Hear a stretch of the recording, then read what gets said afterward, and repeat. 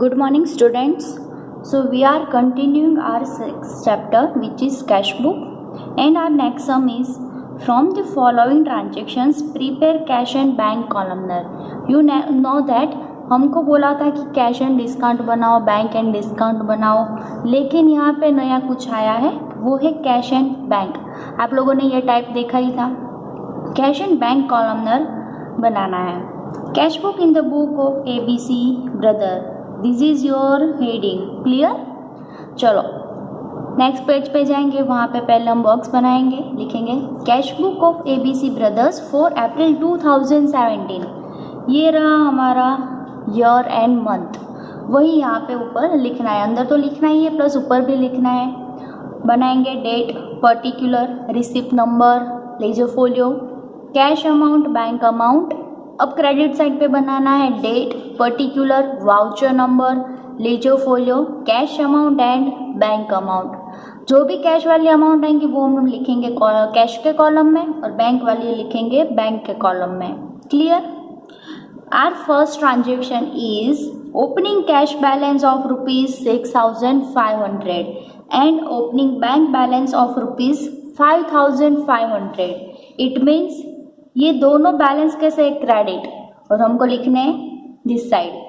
First date डालनी है. To balance brought forward. This is your cash one. So हम जाएंगे कैश वाले कॉलम में, वहाँ पे लिखेंगे 6,500 and this is your bank balance. So हम जाएंगे बैंक के कॉलम में और वहाँ पे ये अमाउंट डाल देंगे जो है हमारी 5,500. क्लियर? अगर बैंक ओवरड्राफ्ट होता तो वो हम क्रेडिट साइड लिखते. ये अगले वाले सम में हम लोगों ने देख लिया था, बैंक ओवरड्राफ्ट हम लोगों ने इधर लिखा था, लेकिन cash balance and bank balance बुलाओ तो वाले इधर आएंगे. Third, goods of rupees 10,000 sold to Meena for cash at 10% trade discount. देखो लास्ट वाले सम में क्या था, डिस्काउंट का कॉलम हमको दिया था, यहाँ पे नहीं दिया है, और ट्रेड डिस्काउंट वैसे भी आपको पता ही है शो नहीं करना है. चलो तो क्या करेंगे आप लोग, 10,000 का 10% पहले आप माइनस कर दोगे, यानी 10,000 का 10% होगा 1,000. 10,000 में से 1,000 जाएगा तो आपके पास बचेगा 9,000 and this is your sales one. So हमारी एंट्री होगी cash account debit to sales account, and you know that sales account क्या होता है, क्रेडिट. क्लियर?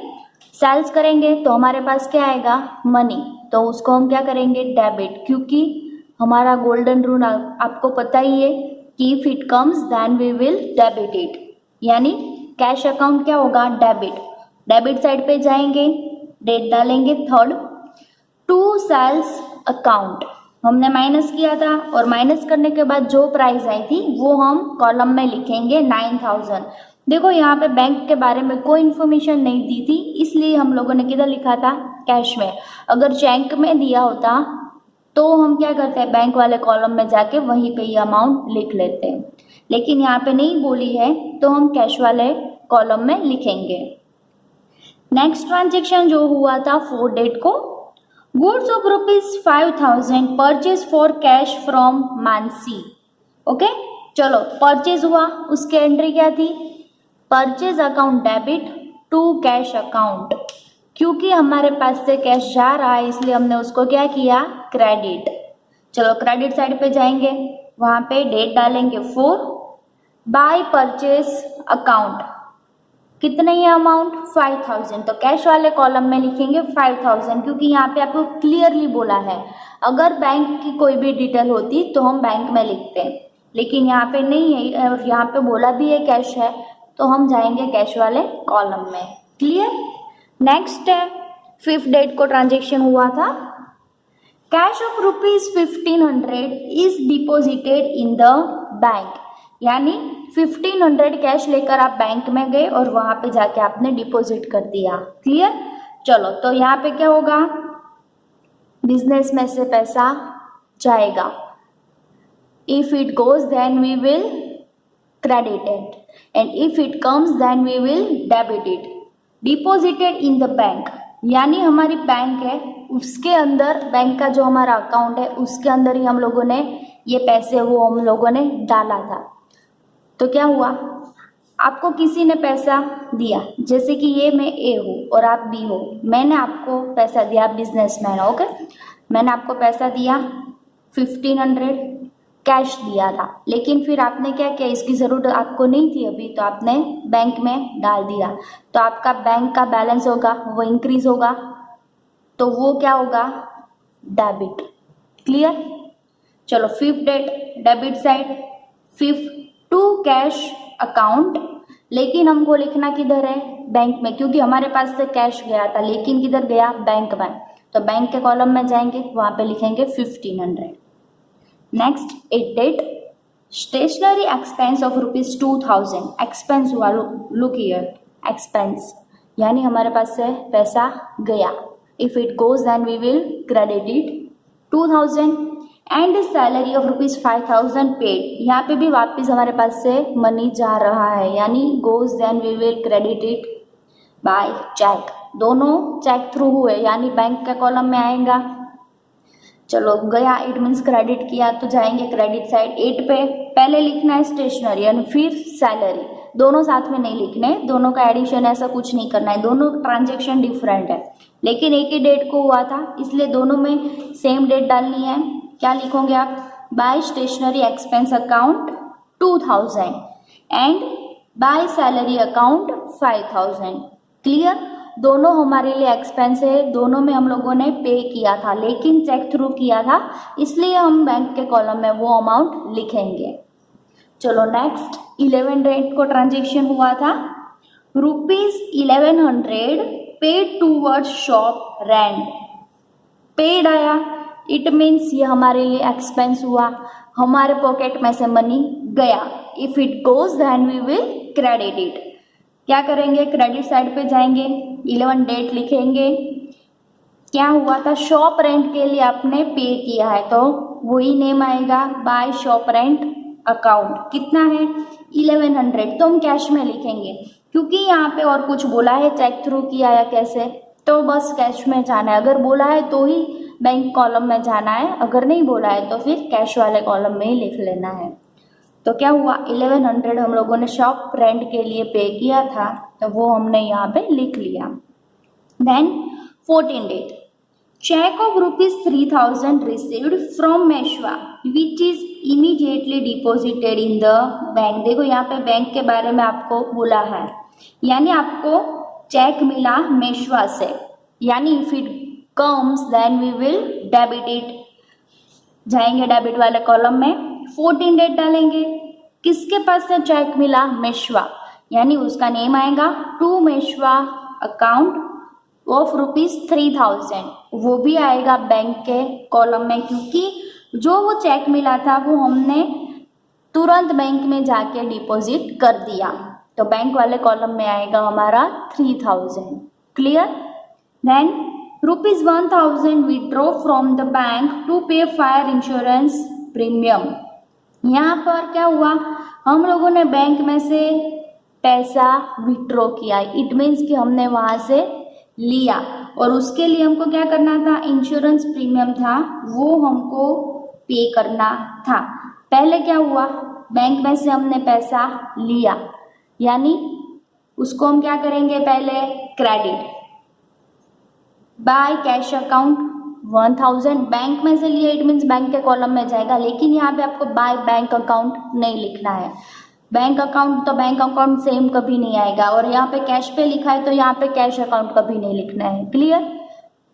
रिवर्स आपको लिखना है, बाय कैश अकाउंट 1000, कैश लिया आप लोगों ने 1000 पहले बैंक में से, और फिर दूसरा क्या किया, प्रीमियम पे किया, सॉरी फायर इंश्योरेंस प्रीमियम आप लोगों ने पे किया। चलो जाएंगे, वो हम लोगों ने कैश में पे किया, वहाँ पे हम लोगों ने चेक नहीं दिया है, to bank account ₹1000 cash. Clear.